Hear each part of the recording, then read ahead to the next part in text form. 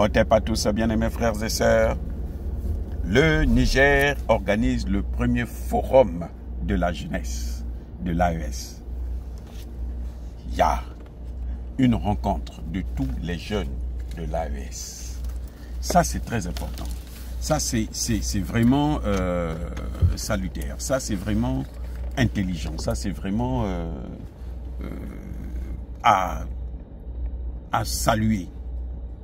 Les jeunes du Mali, du Burkina et du Niger se rencontrent. Objectif de cette rencontre de la jeunesse, la mobilisation.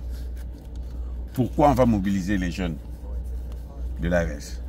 Pour deux choses essentielles, qui d'ailleurs sont à l'origine de l'arrivée au pouvoir de ces leaders. Et les deux choses, c'est quoi? D'abord, il y a la souveraineté. Donc, il parle de la question de la souveraineté. Il parle de la question de la sécurité. On mobilise les jeunes pour qu'ils puissent prendre conscience de leur souveraineté, pour qu'ils puissent aimer la souveraineté, pour qu'ils puissent participer au combat pour la souveraineté, pour qu'ils puissent participer au combat contre le terreau, pour la sécurité de tout le monde. Parce que sans la souveraineté, il n'y a pas de développement. Je répète, sans la sécurité, il n'y a pas de développement.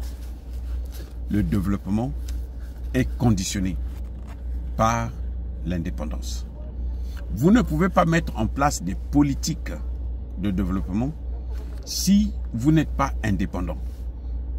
Indépendant politiquement parlant d'abord, indépendant sur la gestion de vos ressources naturelles et humaines, et indépendant dans le reste, sur votre sécurité, sur l'armée, ainsi de suite. Mais, parce que si, regardez par exemple, l'AES a un grand problème, c'est le CFA. J'espère qu'ils ont, dans les débats, ils ont posé la question du CFA. Avec le CFA, il n'y a pas de développement. C'est vrai, vous allez dire que bon, ces pays-là font quand même des efforts, le Burkina, le Mali, le Niger et tout machin. Mais sans le CFA, ce serait plus rapide et il y aurait mieux à faire. Parce que là, toujours des cafouillages, des contournements, ça n'a aucun sens. Sans le CFA, là, ce serait nettement mieux. Bref, ce qui est important aussi, c'est quoi? C'est de souligner que lors de cette rencontre, il y a eu la présence de tous les ministres de la jeunesse et des sports des trois pays. Donc en fait, ça n'a pas été organisé par le Niger, mais ça a été organisé par l'ensemble des trois pays. Que nous devrons mettre nos jeunes là. Déjà, il faut qu'ils se rencontrent, il faut qu'ils se parlent, il faut qu'ils s'aiment, et puis il faut qu'ils marchent avec la même vision. Ça, c'est très important. Oui. Il y a une autre chose que j'ai vraiment beaucoup appréciée, c'est le fait que on a invité des pays observateurs.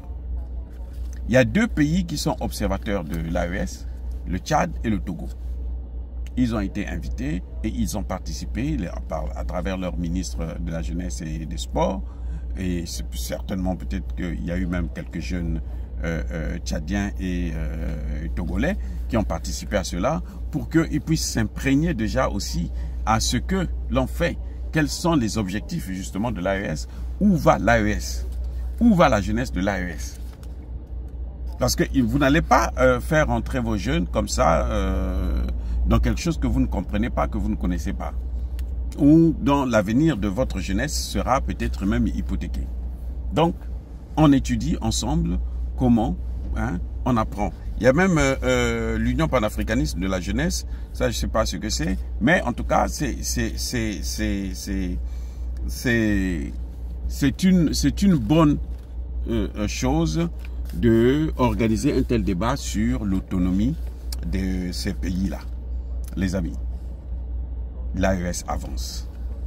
Mon souhait, c'est qu'ils puissent avoir leur monnaie le plus rapidement possible. Les amis, soyez bénis.